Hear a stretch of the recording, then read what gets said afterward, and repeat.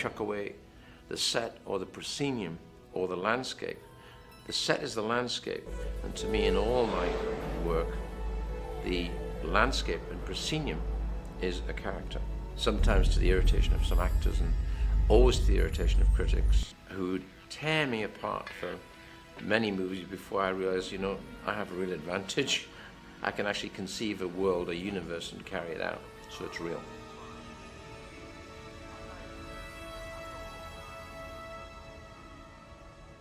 I'm used to being my own operator.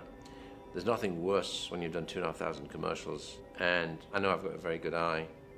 In 3 seconds I can give you a setup, having walked in a room without you even seeing it before. So I don't like discussion. I know exactly what I want. I want to walk in and say, do it. That's the director's job.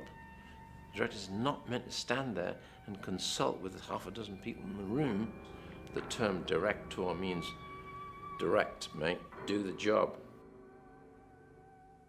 That's what I do. That's what I know I'm doing. And that is more efficient and it's faster.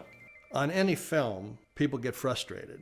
And you have an artistic director that sees it his own way, and he's definitely the one driving the show. That time I was invited down, I was on set, man. It's like, I saw Yorkin and those guys on Ridley and on Dealey, and it was not pretty. I didn't have much to do with them and didn't see much of them, I know, till we started getting behind schedule. And I know Bud Yorkin was the guy, who used to come down on the set. And in particular, I remember one night when we were shooting, which was a difficult sequence, Zora getting shot, and I remember Bud Yorkin was down there just wanting to know expletives apart, why we were going so slowly and what the hell, was going on, and pointing his finger pretty aggressively at Ridley. It's exhausting for everybody on it. So once that patience goes, then people get a bit snappy.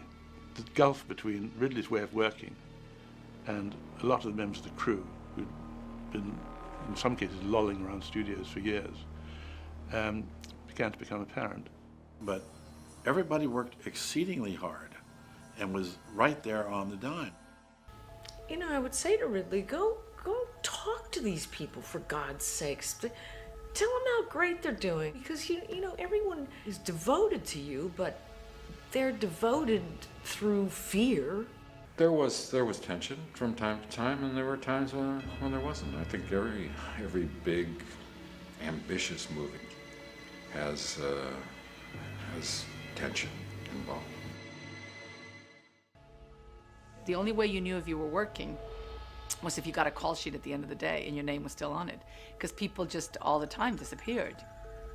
The crew that we had was a fast crew. They were a thorough crew and a professional crew. Everybody was fabulous. Ridley, who at the time, he was not well liked by the American crew because he felt they were not a good crew. And this had come about because, most unfortunately, somebody had filched from his trailer a British newspaper article in which he'd asked whether he'd rather work in England or in America. In England, I'm so known here, crews are more liable to say, ready when you are, Gov. That's it. That is it. You get all sorts of talking behind the scenes, and here's this foreign director, who the hell does he think he is? These limeys are over here and this, that, and the other. Really upset the crew. Really upset the crew. These were guys, who were all one's friends. I couldn't think of a crew member that wasn't doing his absolute best, but suddenly this story spread around like wildfire, and just they all decided, they'd had enough. And so I did what was called the T-shirt wars. Somebody handing out these free T-shirts, which had a rather defiant or revolutionary statement addressed towards Ridley. I think Dealey came up with the phrase, xenophobia sucks. And that sort of set a problem pace. I got a hat made with all the scrambled egg on it, with a naval, like a commander of a big aircraft carrier hat, like ridiculous, people wear this ridiculous hat. On it I had Gov printed.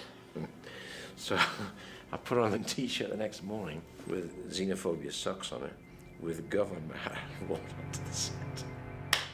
I bought and paid for the T-shirt. And so I put mine on, went to walk out the trailer door, and who's the first one to see me? Ridley.